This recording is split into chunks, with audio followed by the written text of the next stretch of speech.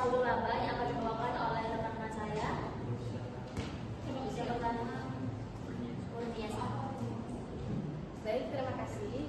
Di sini kita akan membahas tentang ekuitas saldo laba, di mana tujuan dari pembelajarannya ini. Yang pertama itu kita harus tahu kebijakan dividennya, terus ada juga bentuk dividen, terus nanti materi kita juga ada tentang pemecahan saham, terus juga bagaimana pencatatan saham tersebut serta penyajiannya dan laporan keuangan.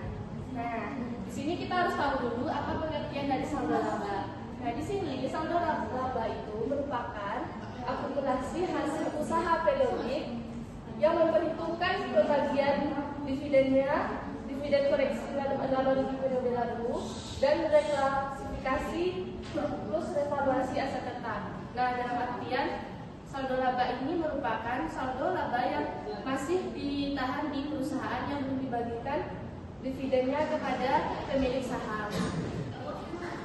Nah, di sini itu ada komponen-komponen tentang ekuitas pemegang saham tersebut. Nah, di sini itu ada modal saham. Modal saham ini kita gunakan untuk mencatat saham yang ada di perusahaan. Nah, jika ada penanaman saham tersebut, maka yang akan kita catat sebagai seorang akuntansi yaitu nilai nominalnya dikali jumlah lembar beredar dari saham tersebut. Nah, yang kedua itu ada biaya saham. Nah, biaya saham itu merupakan selisih harga jual di atas nilai nominal saham. Nah, sehingga ini merupakan keuntungan dari penjualan saham kita tersebut. Nah, jika ada kerugian misalnya nilai nominalnya di bawah nilai pasar, maka itu merupakan disambil dari saham tersebut. Nah, yang ketiga itu ada saldo laba. Saldo laba ini dapat kita cari dengan laba ditahan ditambah laba atau rugi tahun berjalan. Nah, kalau jika memperoleh laba maka ditambahkan, jika rugi maka dikurangkan dari laba ditahan kita periode tersebut. Terus yang keempat itu ada namanya saham treasury. Nah, ini merupakan saham yang dibeli kembali oleh perusahaan, yang dimana perusahaan sudah menjual sebelumnya kepada perusahaan lain, akan tetapi dengan tujuan baru bisa jadi perusahaan tersebut membeli lagi kepada perusahaan tersebut. Nah, terus di sini itu kita dapat mencari nilai dari saldo laba akhir kita, yang mana kita dapat menambahkan saldo laba awal ditambah laba bersih dikurang dividen yang dibagikan. Nah, jika ada rugi maka akan mengurangi dari saldo laba awal kita ini. Nah, baik, untuk materi selanjutnya akan dijelaskan oleh Febrinis Rizky Yuan.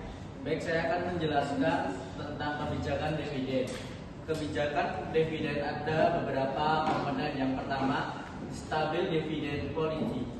Dividen tetap per saham setiap periode memberikan kepastian bagi investor. Ini yang dimaksud.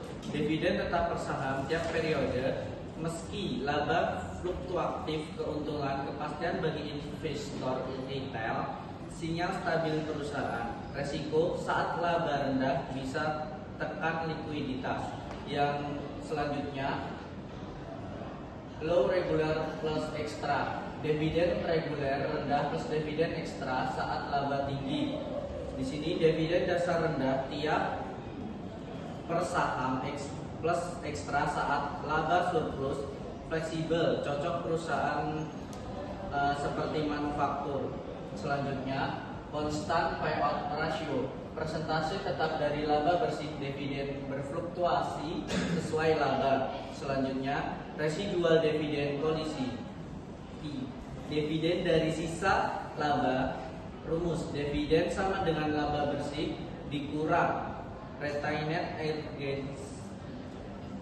earnings untuk proyek. Ideal untuk perusahaan ekspansi cepat, tapi investor kurang suka. Selanjutnya, bentuk-bentuk dividen. Bentuk-bentuk dividen di sini ada beberapa komponen. Yang pertama, dividen cash. Dividen cash ini adalah bentuk dividen yang paling umum di masa perusahaan membagikan uang tunai langsung kepada pemegang saham. Dividen ini biasanya diberikan jika perusahaan memiliki kas yang cukup. Kedua, dividen saham. Dividen saham dalam bentuk perusahaan tidak membagikan uang tetapi memberikan tambahan saham kepada pemegang saham yang sudah ada. Jadi jumlah saham yang dimiliki investor bertambah meskipun nilai total kepemilikannya relatif tetap. Ketiga, dividen properti. Dividen ini dibagikan dalam bentuk aset selain kas, misalnya tanah, bangunan, atau investasi lain yang dimiliki perusahaan. Selanjutnya, keempat, dividen likuiditas. Ini terjadi ketika perusahaan membagikan sebagian modal kepada pemegang saham, biasanya karena perusahaan mengurangi skala usaha atau sedang dalam proses penutupan. Selanjutnya akan dijelaskan oleh Febrini. Baik teman-teman, di sini saya akan menjelaskan pemecahan saham atau stock split. Sebelumnya kita harus tahu dulu apa itu pemecahan saham. Jadi pemecahan saham itu adalah nilai nominal tiap lembar saham tanpa mengubah nilai ambil saham secara keseluruhan. Jadi ketika ada terjadinya pemecahan saham atau stock split ini, kita tidak perlu mencatat di dalam jurnal. Saya di sini sudah menyajikan catatan faksi. Sebelum stock split up, jumlah saham PDPN yang adalah 20.000 lembar dengan nilai nominal 500 per lembar. Pada 1 Oktober 2017, nilai nominal saham per lembar bertambah menjadi 100. Dari proses ini, maka jumlah lembar sahamnya menjadi 100 lembar, yakni 500 dibagi 100 kali 20.000 lembar. Jadi, bagaimana jurnalnya? Seperti yang dibahas tadi, pada pemecahan saham atau stock split tidak perlu dilakukan penjurnalan. Selanjutnya, saya akan membahas penyajian dalam laporan keuangan. Jadi, bagaimana sih saldo laba itu disiapkan? Jadi ada 3 tempat seperti yang kita tahu: neraca, laporan perubahan ekuitas, dan juga catatan atas laporan keuangan. Nah, pada neraca kita akan menampilkan posisi ekuitas.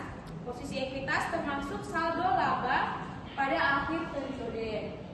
Selanjutnya, catatan atas laporan keuangan sebagai pengumpulan detail kepada publik. Jadi, ketika laporan ini saling berhubungan, angka saldo laba akhir di laporan perubahan ekuitas harus sama dengan yang ada di neraca. Selanjutnya, dalam perubahan ekuitas menjelaskan mengapa saldo laba berubah dari awal ke akhir periode. Dan selanjutnya ini adalah contoh dalam laporan keuangan. Yang di sebelah kanan saya adalah contoh dalam laporan neraca, dan yang di sebelah kiri saya adalah laporan perubahan ekuitas. Teman-teman bisa melihat cara pengerjaannya sama seperti laporan-laporan keuangan yang telah kita kerjakan sebelum-sebelumnya.